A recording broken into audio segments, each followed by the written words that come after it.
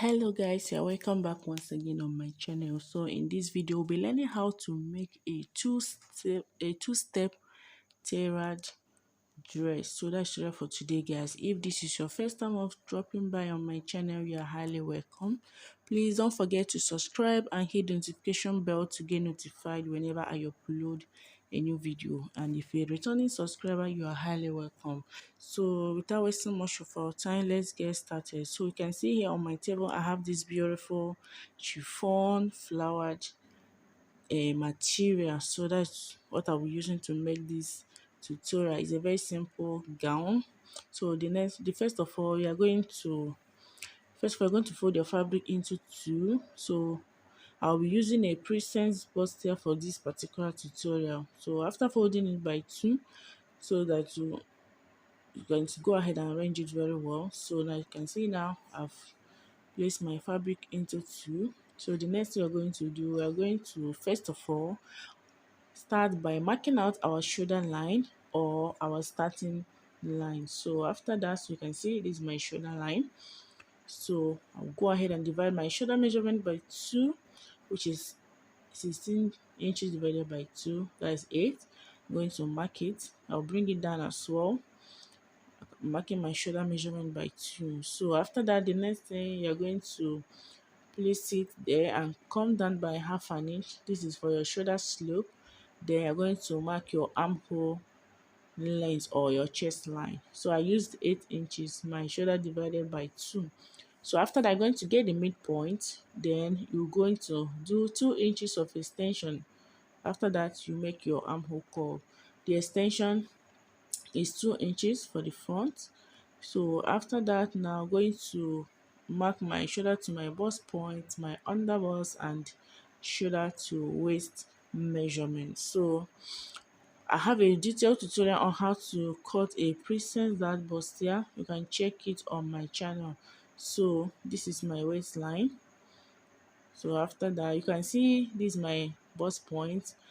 Then after that, you're going to input your bust span measurement divided by 2 or your nipple to nipple measurement. You can see on my bust point, I came up by half an inch as well as I came down by half an inch.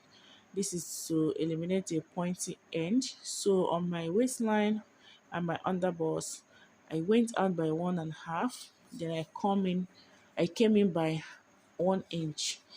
So after that, the next thing is to connect. You can see I'm trying to connect it to my armhole. So after connecting, then I also connect to my under bust measurement. So you can see the way I'm trying to connect it. So the next thing now is to use our French curve, or you can even use your free hand to make a curve, a bustier curve. So you can see the way I'm trying to curve it out. So this is for the presence that bustier curve. So after that, you're going to extend the line. So this is our extension. You're going to mark it this way. So remember, this is for extension. The reason for this is to enable you so that you will not have a shortage after joining. So the next thing is to input our neck line measurement. So I used 4 inches of wide. So I'll connect the shoulder slope. Then for the neck depth, I used 8 inches because I'll be making a V neckline. So you can use any neck width of your choice depending on the style you are working on. If you want it a round neck or you want a sweeter neckline. So here I use V. So after that, the next thing is to input our body circumference, your bust divided by 4 plus your dart intake and your sewing allowance, then as well as the underbone measurement and the waist measurement. You're going to divide it by 4. Then remember your dart intake, you're going to add it before you add your sewing allowance. So after that, you're going to connect the lines together. So you can see now we are done. I'm still trying to cross check. So this is it.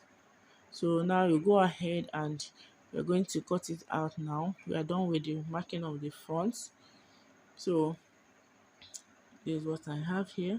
So after cutting it out, we're going to set it aside, then fold another fabric into two for us to be able to cut the bar. You can see here I've already marked out the basic measurements, my shoulder to waist, my armhole line. So this is for the extension. I use 1 inch for the front the back extension. Remember, I used 2 inches for the front. So here I used 1.5 inches. So the next thing is to locate your bust point, shoulder to bust point. Then you can decide to add your shoulder to under bust, or you just leave it like that. So the next thing is input our neckline. Remember, I used 4 inches of neck weight. So I'm marking it starting from the zipper line. After that, you connect your shoulder slope. So the neck depth, I used 2 inches for the neck depth. So this is my zipper line. You can see I have about 1.5 inches for my zipper line. So after that, you're going to input your bust span measurement starting from the zipper line. So on the waistline, you're going to come out by 1/2 inch and come in by 1/2 inch. So then you're going to connect to your bust point this way. So after that, after connecting, you can see the one I've connected it. So the next thing is to connect it to our midpoint of our armhole like this. So after connecting, remember the extension, you're going to also connect the extension line. So like so, you can see. So I think we're done with this. Oh, okay. The next thing is to input our body circumference. Your bust measurement divided by 4. Then your dart intake for the extension. Then you mark your sewing allowance. Then you do the same thing on the waistline. Waist divided by 4. Your dart intake. Remember to always add back your dart. Then your sewing allowance. You can decide to use 2 inches or thereabouts. So after that, you connect. So the next thing now is to cut it out. So this is what I have for the back. So after cutting it, I'm going to open the zipper. You can see I've opened the zipper line. So the next thing now, guys, is for us to cut our down part. Remember, the down part is 2-step girders, which is tiered dress. So the 2-step girders. So the first of all, you're going to fold your fabric into 2. So this determine on the amount of fabric you're working on. You can use 3 yards, you can use 4 yards, depending on the fullness you want. So after folding your fabric, you're going to minus the upper part. Remember, it's a girders. So our shoulder to waist measurement, you're going to subtract it. So you can see the way I subtracted my shoulder to waist measurement. So after that, the remaining part of your dress, you're going to divide it by 2, or you can simply use your knee length. Okay, so you divide it by 2 for you to get your length. So after dividing it by 2, you're going to mark it out. So this will serve as the first layer.